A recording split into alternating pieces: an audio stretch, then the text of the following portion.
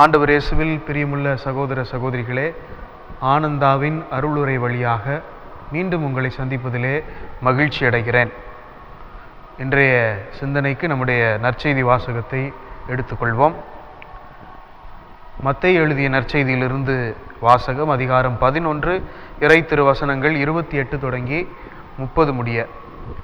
அக்காலத்தில் இயேசு கூறியது: பெருஞ்சுமை சுமந்து சோர்ந்திருப்பவர்களே, எல்லாரும் என்னிடம் வாருங்கள், நான் உங்களுக்கு இளைப்பாறுதல் தருவேன். நான் கனிவும் மனத்தாழ்மையும் உடையவன்.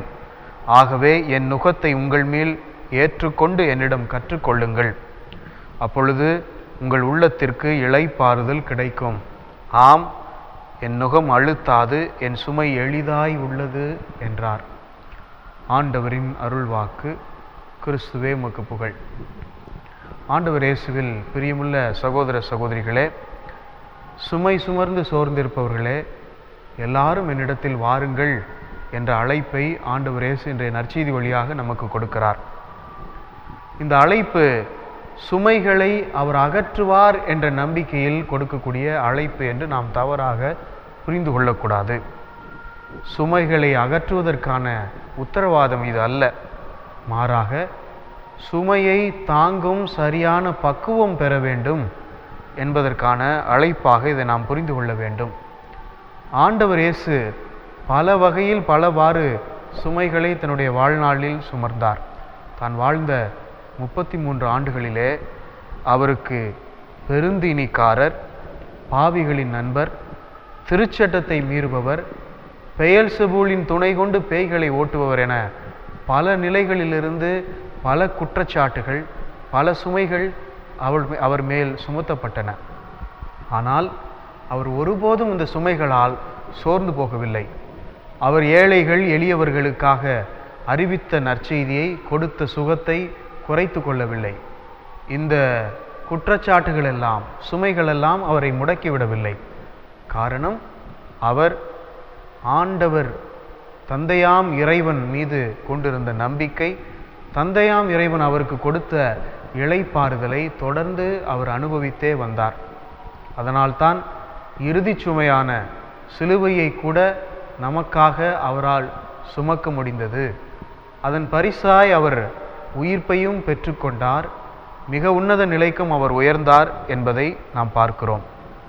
நம்முடைய வாழ்க்கையிலே பல நிலைகளிலே நாம் சுமைகளால் சோர்ந்து போகிறவர்களாக, சுமைகளை கண்டு அனுபவித்து நாம் செய்து கொண்டிருக்கக்கூடிய நல்ல காரியங்களை கைவிடுபவர்களாக, கெட்ட பெயர்களுக்கு, குற்றச்சாட்டுகளுக்கு பயந்து நாம் முன்னெடுக்கக்கூடிய எல்லா காரியங்களையும் விட்டு ஓடிப்போவர்களாக இருக்கிறோம். ஆனால் ஆண்டவர் இயேசு யாருக்காக தன்னுடைய வாழ்க்கையை அர்ப்பணித்தாரோ அவர்களுக்காக தொடர்ந்து வாழ்ந்தார், அவர்களுக்காக முழுமையாக வாழ்ந்தார் என்பதை பார்க்கிறோம். எனவேதான் ஆண்டவர் இயேசு இன்று நமக்கு சொல்லுகிறார், நான் கனிவும் மனத்தாழ்மையும் உடையவன். ஆகவே என் நுகத்தை உங்கள் மீது ஏற்றுக்கொண்டு என்னிடம் கற்றுக்கொள்ளுங்கள் என்று சொல்லுகிறார். ஆண்டவர் இயேசுவிடமிருந்து நாம் கற்றுக்கொள்ள வேண்டிய பாடம், அவர் எப்படி சுமைகளை ஏற்றுக்கொண்டார் என்பதுதான். அவரிடம் நாம் சரணடைந்தோம் என்றால், அவருடைய பாடுகளோடு நம்முடைய சோதனைகள், வேதனைகளை எல்லாம் ஒப்பு கொடுத்தோம் என்றால், நம்முடைய சுமை நம்மை அவ்வளவாய் அழுத்த வாய்ப்பில்லை. அவர் சுமந்த அதே ஆற்றல் நமக்கும் கிடைக்கும். நாமும் அதை சுமப்போம். யாருக்காக நல்லதை நாம் தொடர்ந்து செய்ய முயற்சிக்கிறோமோ அவர்களுக்காக செய்வோம். எந்த சோர்வும் நம்மை தள்ளிவிட முடியாது என புரிந்து கொள்ள முடியும். எனவே அன்புக்குரியவர்களே, நம்முடைய சுமைகளை அகற்ற அல்ல, தாங்கும் மனப்பக்குவத்தை பெறவே ஆண்டவர் நம்மை அழைக்கிறார். அவரிடமிருந்து அதைத்தான் நாம் கற்றுக்கொள்ள வேண்டும் என அவர் விரும்புகிறார் என்பதை புரிந்து கொள்வோம். இதையே வாழ்வாக்குவோம். ஆமென். எல்லாம் உள்ள இறைவன், தந்தை, மகன், தூய ஆவியார் உங்களை ஆசீர்வதிப்பாராக. மரியே வாழ்க. இயேசுவுக்கு புகழ். இயேசுவுக்கு நன்றி.